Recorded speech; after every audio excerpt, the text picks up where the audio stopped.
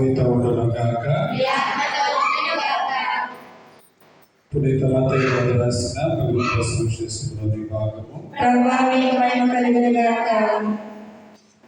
అధ్యాయము 13వ వచనం నుండి 15వ వచనం వరకు మరియు 19వ వచనం నుండి 23వ వచనం వరకు.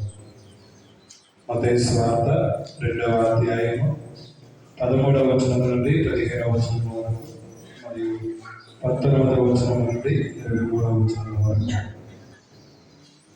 జ్ఞానం వివరణ తప్ప ప్రభు దూత యోసేపుకు కలలో కనిపించి, శిశువును చంపుటకు హేరోదు వెతకబోచున్నాడు, కావున నీవు లేచి బిడ్డను తల్లిని తీసుకుని ఐగుప్తులకు పారిపోయి నేను చెప్పు వరకు అచ్చటనే ఉండము అని ఆదేశించాను.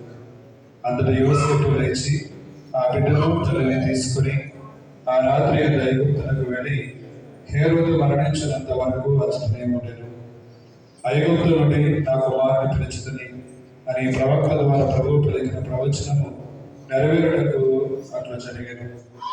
హేరోదు రాజు మరణానంతరము ఐగుప్తునున్న యోసేపునకు ప్రభుదూత కలలో కనిపించి, లెమ్ము, బిడ్డను తల్లిని తీసుకుని ఇశ్రాయేలు దేశమునకు తిరిగిపోము, ఏదైనా బిడ్డను చంప వెతికిన వారు మరణించని అని తెలిపారు.